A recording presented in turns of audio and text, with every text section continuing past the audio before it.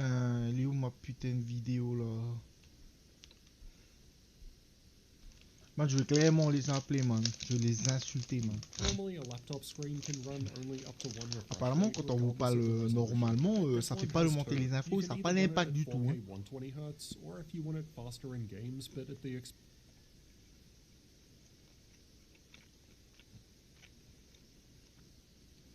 Ouais, vous avez eu des maintenances tout au long de l'année. À aucun moment j'ai reçu de message. Bon, de pute. Je fais comme ça, man.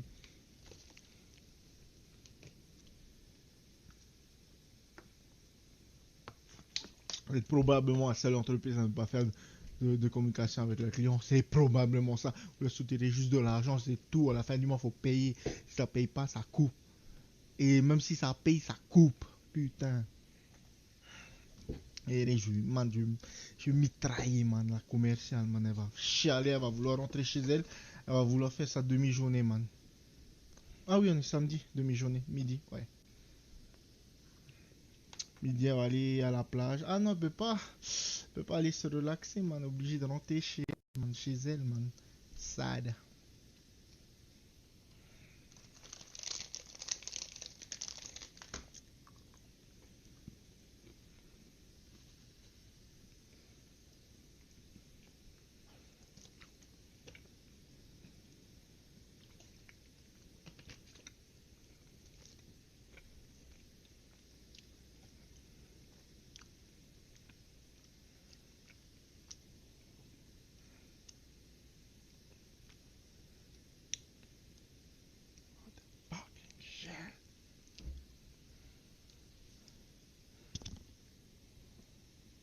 Je peux comprendre, tu vois, les coupures parce qu'il y a une panne.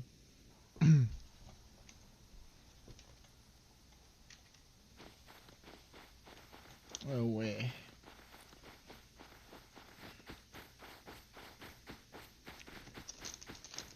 Malheureusement, puis on met pas les nos œufs dans le même sac, quoi. Heureusement, on n'est pas mobile là-bas, hein. Man, parce que je pourrais même pas me connecter à internet pour communiquer avec toi. Bon, voilà quoi.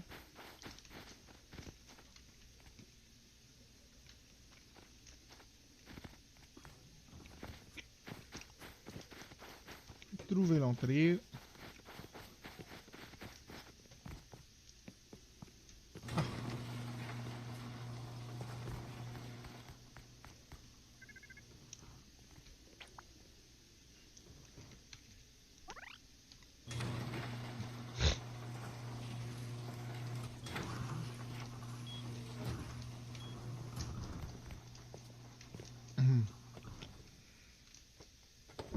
Et franchement, man, il devrait réduire de 2, hein. Le building cost, hein. Ouais, outil, c'est suffisant, man. Je me rappelle l'époque où, ok, je comprends pourquoi ils ont mis, si ça a été nerf hard. Parce que, man, les constructions de l'époque, man, t'as l'impression que c'était que des Chinois, hein. Je te dis, hein, toi, tout ce qu'on voit là, yeah, c'est Tiapai. Ben ça, c'était partout, man, sur la map. Si. Et clairement, ça faisait bugger all server. Quand t'arrivais sur des serveurs 2 heures, ben, tu te disais, bon, fire away. Ils devraient mettre, genre, tu vois, la taxe. Je sais pas si t'as déjà fait attention, mais ils devraient mettre un certain nombre de blocs. Clone size, je pense. Voilà, genre, un clone size, c'est peut-être, on va dire, 300 plus, quoi. Hein, 300, là, ils ont fuck la taxe à... Eh, ouais! 20% de taxe à 200 blocs, man. Non, man. Faut arrêter, man. Waouh. Change la taxe. Genre, pour que les medium size players, ben, puissent build quand même, quoi. Tu vas monter encore les roofs ou pas? On a la electric room. Maintenant, si on met un peu plus en haut, on a le heli room. Et après, il y a, ben, au-dessus du heli room, ben, c'est bon, quoi. Le heli room, c'est pour faire quoi? Faire le heli. Parce que franchement, le cost. Ah ouais, t'as clairement laissé sur moi le MLL. Oh là là, 5 MLL.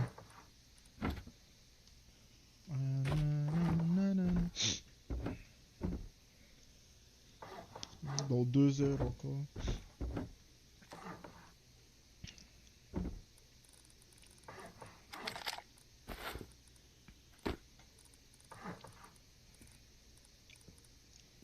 Pas mal la box de gun, hein? Pas mal. Ouais, ça prend forme. Ça prend forme. Exactement.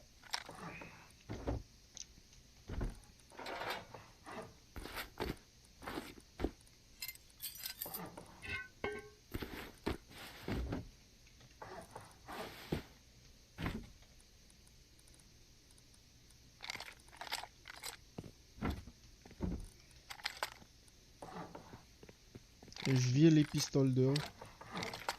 Ok. Je garde quand même les balles. Comme ça va être nos guns pour les machins. Comment on appelle ça? Les autotourelles.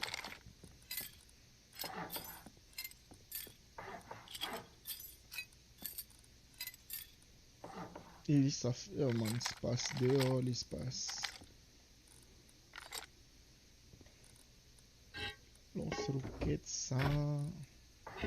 Il est en... Non, man, hey, faut pas nous laisser tranquille avec cargo, on snowball trop vite. Faut pas nous laisser, man. Tu laisses une seconde, man, tu clignes des yeux, man. On est full gear. Hein?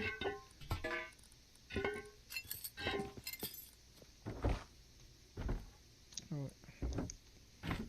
Pas mal le sol.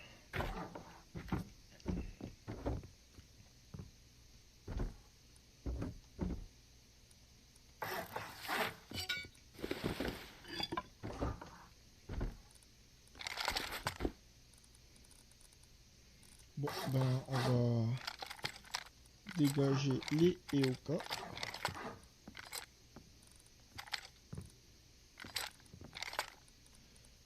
Les pipes. On va mettre l'espace à la place.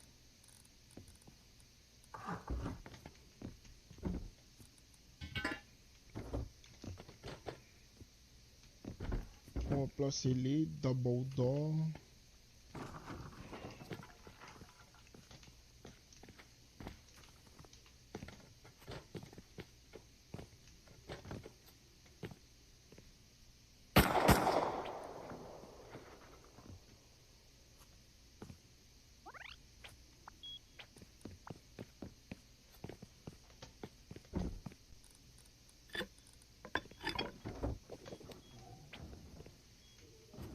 J'avoue que si c'est pour have fun, c'est ça, oh, tant mieux. Ouais, pas mal. Je sais même pas si j'ai toujours le skin.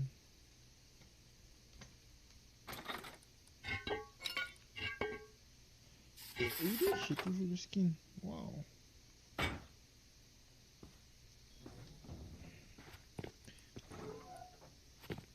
Ouais.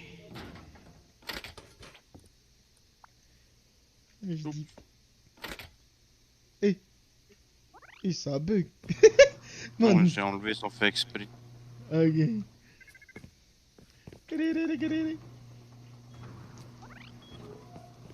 Waouh, man, ça prend forme. Wally, voilà. Man, waouh. On a tellement de doors.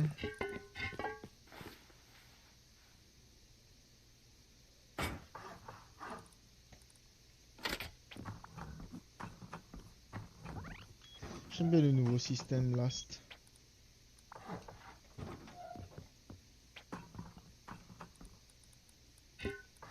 Yeah.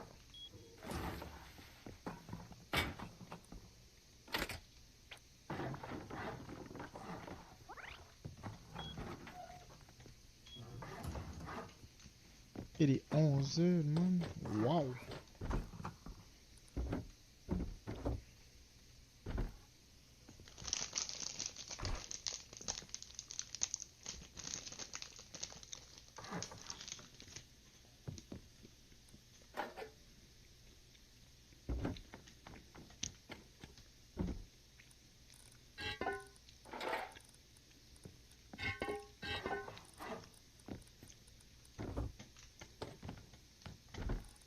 Sauf à côté du bois, il y a des potes, des garages d'or et tout.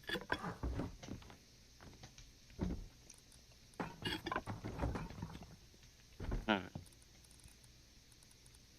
Oh ouais, les founaises. Putain, j'ai envie de faire une berry base.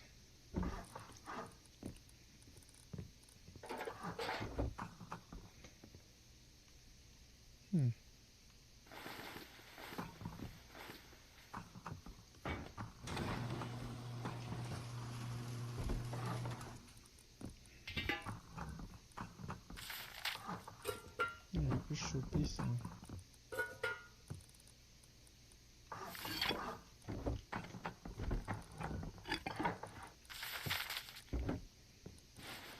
On va drop la box ici.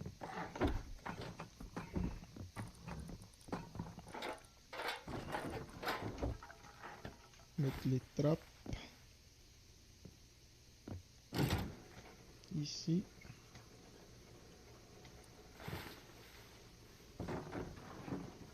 Et ici.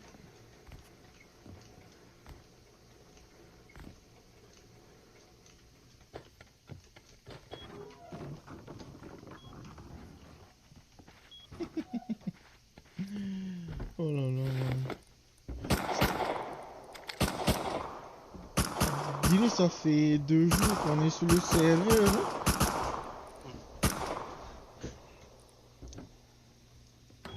On t'imagine, il y a des pauvres cons, man, ils aiment les lèvres juste parce qu'ils veulent nous emmerder.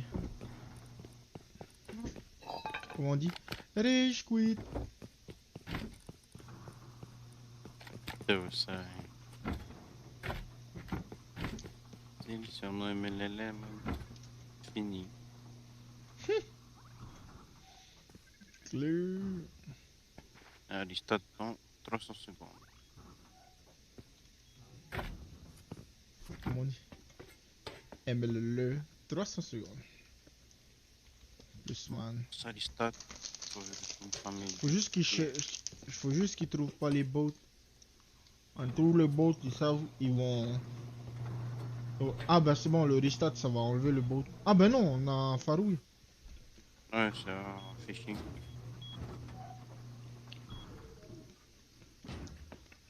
Eh, vaut mieux faire ça maintenant, hein. Non. Parce que c'est comme ça, puis. Parce que comme ils sont à la recherche des MLL.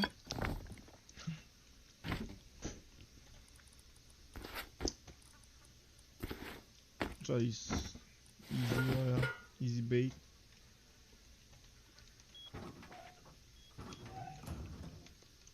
Avec la vidéo, donc ça déconnecte.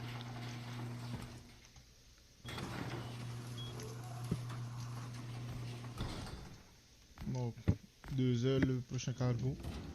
Et dans 2 heures, j'appelle Viti, man. Viti, man, je vais tellement les insulter, man.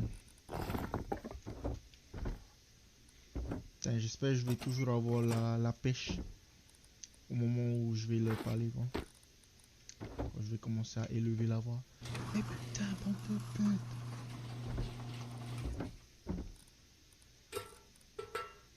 Ouais, ces lunettes là, ça protège. C'est que des lunettes.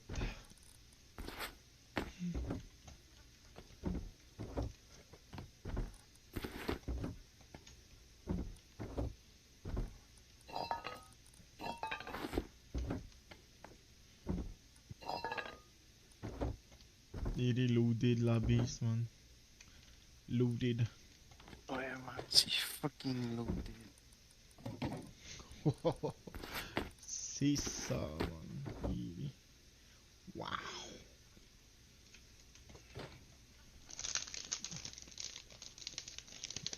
Ah, deux portes, une garage d'or quand même pour venir au loot. Des Là, baguettes. pour upgrade le tour de la base en métal. Les walls que je fais, ben, ça va rester en pierre. Ça qui va attendre en premier. Ouais.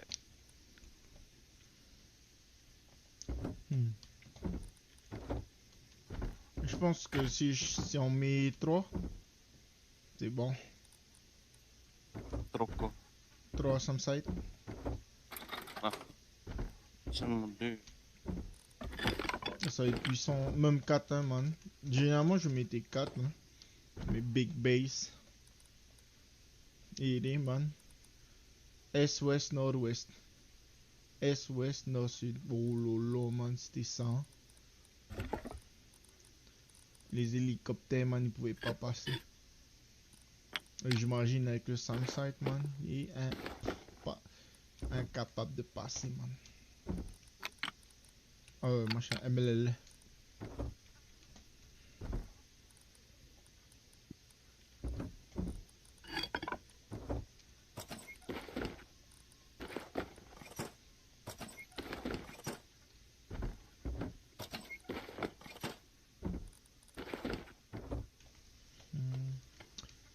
De l'eau, mais pas là. Et man, il tabasse aussi le machin. Chez du bois. Ouais, j'ai tout roche le bois. Et just 50 secondes. What? Combien? Et man, j'ai même pas le temps de crafter, man.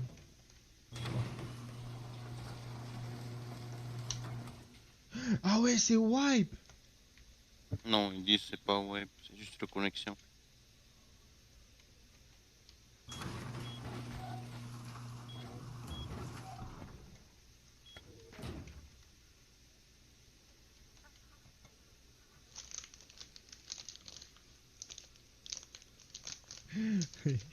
Et on se reco, c'est wipe alors là.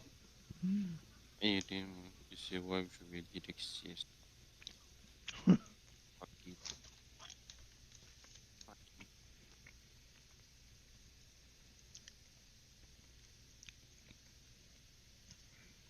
Of a low resolution, you can actually lower it down to 1080p 240Hz. I think the reason that it can't do 4K 240Hz is because that would require a ton of bandwidth, and it just doesn't have enough. And of course, we'd also actually need hardware powerful enough, capable of running games at 4K and above 200 FPS to benefit anyway. Regardless, 4K 120Hz for creators, with the option to turn down to 1080p 240Hz when it's time for some games, sounds like a great combination to me. Another simple change is the addition of a camera above the screen, something that wasn't there before, and it's got IR for Windows Hello Face Unlock. Now, given air comes in below that second screen, I asked Asus if moving the screen back would reduce airflow, and was basically told no because the air comes in through the sides primarily. In fact, Asus actually said airflow was improved by 10% because they increased the height of the fans by just 0.7mm. Not to mention it's still got liquid metal on the CPU just like last gen. All these cool details, and we haven't even made it into the specs yet. The Duo 16 also gets upgraded to AMD's Ryzen 6000 processors, right up to the Ryzen 9 6980HX. This also means the two M.2 slots can now benefit from faster PCIe Gen 4 storage. This model also gets a mux switch with up to NVIDIA RTX 3080 Ti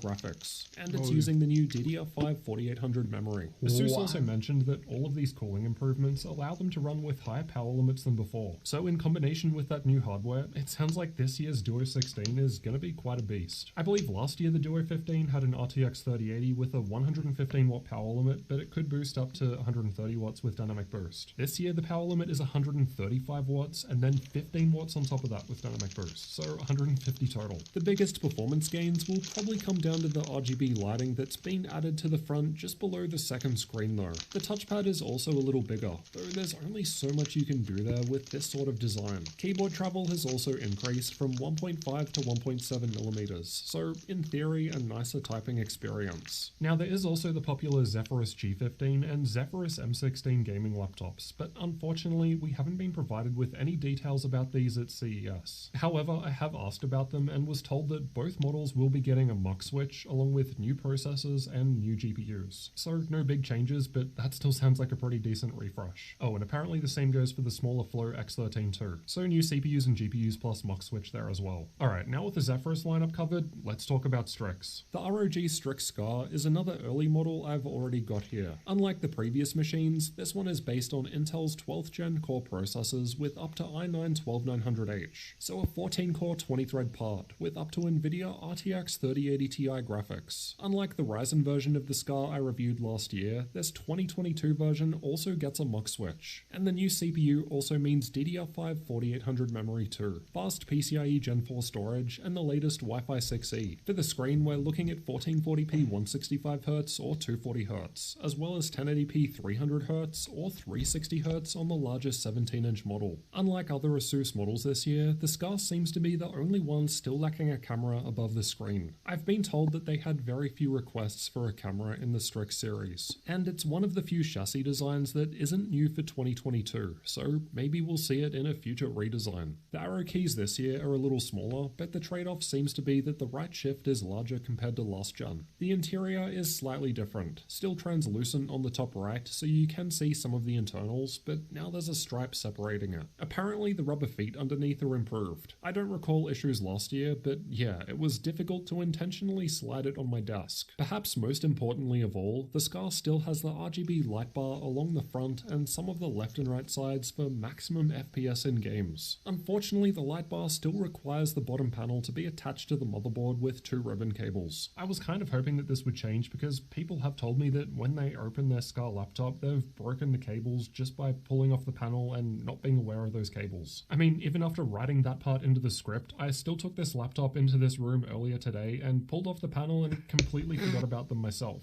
So yeah, it just goes to show that I don't think it's a great design. I think a design similar to MSI's GE76 where the light bar is part of the main chassis would solve this. But yeah, again, as mentioned, it seems like Asus didn't do a redesign of the Scar chassis this year, so maybe next year. Inside the Scar, there's a 90 watt-hour battery down the front, 2 PCIe Gen 4 M.2 storage slots above on the left, with Wi-Fi 6E card underneath the installed SSD, and 2 DDR5 memory slots in the middle. This is just an early sample, so ignore that there's only 1 stick of memory. The ports on both the left and right hand sides are the same when compared to last gen, while the back is slightly different. This year's newer model has 2 Type-C ports, one being Thunderbolt 4 instead of 1 Type-C and 1 Type-A like last year. Even the lower Strix G series now gets a mux switch, and have also been updated to the latest generation of AMD CPUs and NVIDIA GPUs. These days the Strix and Scar are mostly the same, just that this generation Strix G is AMD while the Scar is Intel. That's the major difference according to Asus. At the top end maxed out, we're looking at Ryzen 9 6900HX processor and up to NVIDIA RTX 3080 Ti graphics with a 1.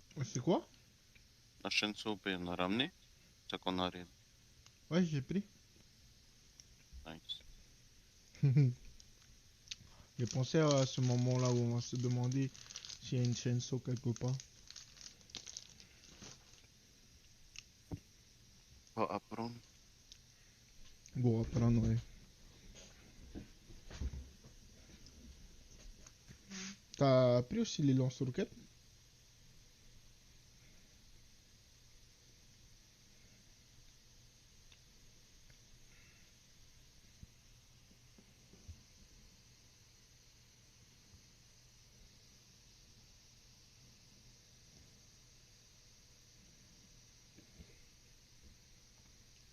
850 watt power limit, so higher power limits compared to last gen here as well. This includes the dynamic boost range of 15 watts or so, but still not bad at all. Again, we're also now able to get faster PCIe Gen 4 storage and DDR5 4800 RAM with the new Ryzen 6000 processors. Now, despite there being new Ryzen 6000 processors and Radeon graphics this year from AMD, unfortunately at this time there are no updates to the Strix G15 Advantage Edition. I'm not sure why that's the case, but maybe later. Alright, let's get into the TUF series next, which is meant to be their more budget-friendly options. Despite that, ASUS is still going all in on the Mux switch by adding it to their TUF models too. The ASUS TUF A15 has been refreshed with AMD Ryzen 7 6800H processor and DDR5 memory, so faster PCIe Gen 4 storage here too. Unfortunately, I don't have the new TUF A15 here, but I do have the new F15 and the new Dash F15. The TUF F15 is more or less the same laptop as the A15, but Intel based instead of AMD, so this one has a new 12th gen i7 12700H 14-core processor and Thunderbolt 4. Again, with Mux switch too. It's really great to see that these sorts of features aren't just found in higher-end models, but hopefully it doesn't increase the cost too much. I never had the F15 last year, but on this year's model, the lid logo on the aluminum finish extrudes out a little. And based on pictures of last year's model, this year's arrow keys are smaller and the touchpad does away with physical left and right click buttons in favor of a larger press anywhere design. I/O is a little different too.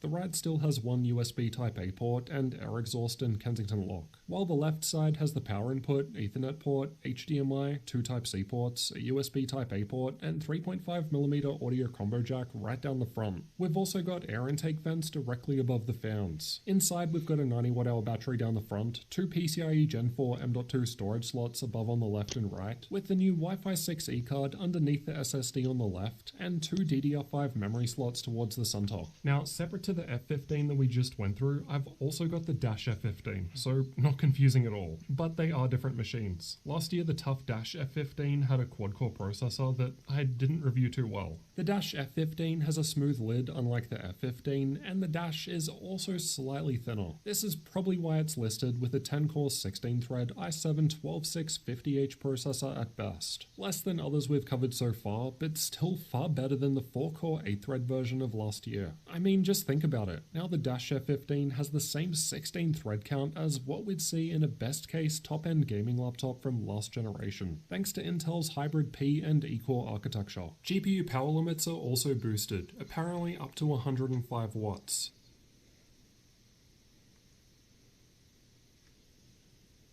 In front of me are a bunch of performance laptops that were sent to me from ASUS to check out. Now, a few weeks ago, they did a briefing with me, and they're like, yeah, check these things out, you're going to like them. And they seemed really cool, but when I got them in, god damn, these are like, some of these are just phenomenal, and I want to share these things with you. So, let's start off with my personal favorite of the bunch. This is the G14. The exterior hasn't changed, it's still got that nice white exterior with that iridescent purple badge, and it's still in that 14-inch form factor, but inside we finally have a webcam. This is something that people have been asking for the past couple of years, and it's finally available. And it's with infrared capability, so you can use it for Windows Hello to log in with facial ID. Now, in terms of performance, this is all AMD this year. It's got the Ryzen 6000 series CPU and the Radeon 6000S series GPUs. And because they're all AMD, it's got the ability to do stuff like Smart Shift. Performance. This is all AMD this year. It's got the Ryzen 6000 series CPU and the Radeon 6000S series GPUs. And because they're all AMD, it's got the ability to do stuff like Smart Shift and just work together more efficiently. It's the AMD advantage. That's what they've always been calling it when you have the two from the same company. But in addition, AMD, it's got the ability to do stuff like Smart Shift and just work together. AMD this year. It's got the Ryzen 6000 series CPU and the Radeon 6000S series GPUs. And because they're all AMD, it's got the ability to do stuff like Smart Shift and just work together more efficiently. It's the AMD advantage. That's what they've always been calling it when you have the two from the same company. But in addition to running all AMD, it now has a vapor chamber on both components. Both the CPU and GPU are better cooled than they were last year. But interestingly, the GPU wattage is significantly higher this year than was last year. So now it's running at 105 watts, whereas last year's systems on the G14, they capped out at like 80 watt GPUs. So those are some big gains in thermal capabilities on the G14. I'm sure part of it is due to the updated vapor chamber, but it's also the fan, like they've tweaked it a little bit. But the lift is the same, like the keyboard lift, and the exhaust looks to be the same. It doesn't feel like they've changed a ton from the exterior, but somehow they're able to pump an extra 20 watts into the GPU this year, which is really significant in a package this size. So I'm pretty excited to test this thing out thoroughly in the actual review. I've played with this thing just to kind of see what this thing was capable of, and it looks promising. The AMD Advantage looks legit. Now, the screen is another pain point that has bothered me about the G14 for the past couple of years, but this year, not only is it that 16:10 aspect ratio, but they fixed the response time. This thing has always had this really janky response time on like the base model screen, and it was so stupid to have a gaming laptop of this caliber, of this kind of price point, and to have ghosting. It just killed me. It's fixed 100%. I've tested it, I've looked at it, like it's a proper fast gaming screen now. They claim 3 milliseconds. I think that's a bit generous, but it's a really good screen this year, and I think the overall package is so good. I don't know pricing. Hopefully it's not crazy, but yeah, the G14, it's on point. Now, internally, this is going to be taken with a grain of salt because it's an engineering sample. I don't know how close the layout will be to the retail unit, but you get one slot of DDR5 that's replaceable, and then you have another 16 gigs that's soldered on board, and you also have one slot of PCIe 4 NVMe. And it's a pretty similar kind of loadout from the previous generations, but it's just an overall way better package. I think this is just like, it's on point this year. So there you have it, G14. Okay, moving on to my personal laptop right now that I use right now is the G15. Now, this product has also been updated this year. It's got the updated 6000 series AMD CPU, but they're sticking with NVIDIA, so up to a 3080 Ti. Now, again, interestingly, they were able to bump the wattage on this GPU compared to the G15 last year. And it's strange, right? They didn't change the internals this time. There's no tweak to the fans, nor any of the thermal configurations that I've been told about, and yet they were able to bump up that GPU wattage by 20 watts. So now it can hit 120 watts with the 3080 Ti. And it's just strange, right? It's significant, again, in a package this size, to be able to jack up that wattage like that. But there you have it, the G15, and I will be testing that thing in full when I get the review. Now, this is an interesting thing. So, this is the G15 Strix Scar Edition. This is their most premium version of the Strix 15, and it comes in this nice translucent gray color. It's a really nice design aesthetic, and it also has this keystone which you can remove for personalizing the device. Like if you plug it up, it activates with your profile, and it also has this removable back cap that you can use to kind of customize your device. This isn't new for this year, but I thought I would show it again because it's so cool. Now it's a 2D version of this device, but this is supposed to be like their most...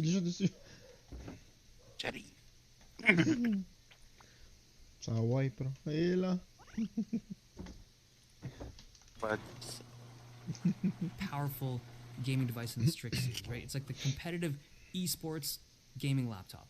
Super fast screens, 300 hertz, 360 hertz, and it's drenched in super bright RGBs. But last year, they had equipped this system with the AMD 5000 series CPUs, which were very fast. But this year, they swapped those out and they went with Intel. They're going with 12th gen Intel, and I think it's because that just gives you the best possible frame rate. Like, I haven't been allowed to benchmark these things. These are engineering samples, but it makes you think, right?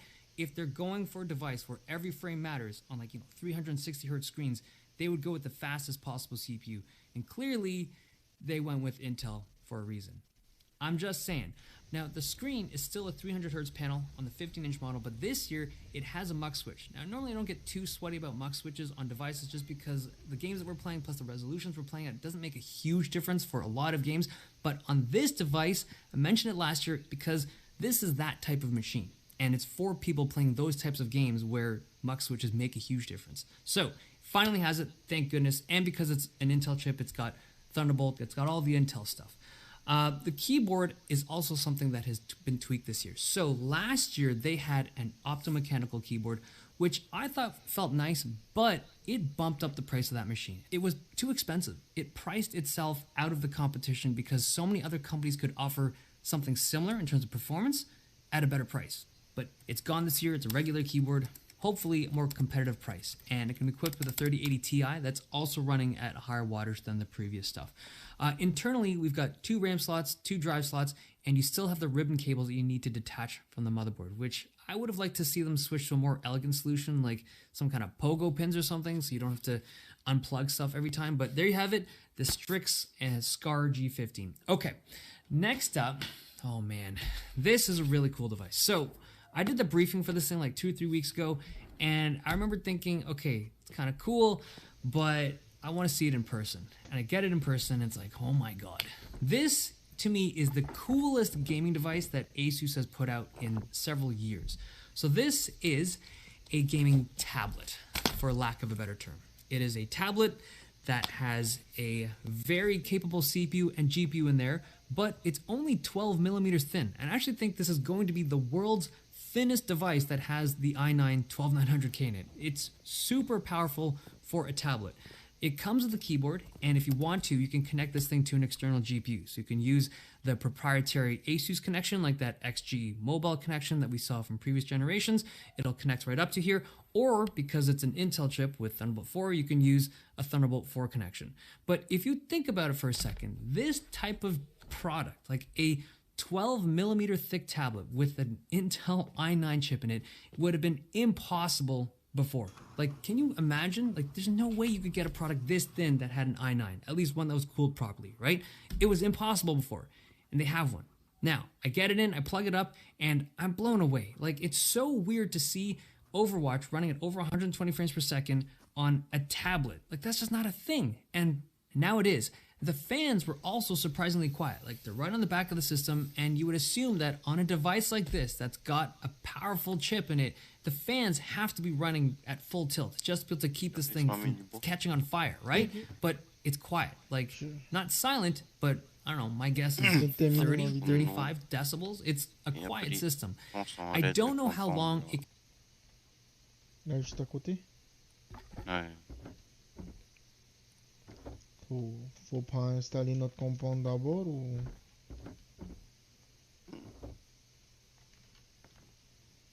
Je sais pas.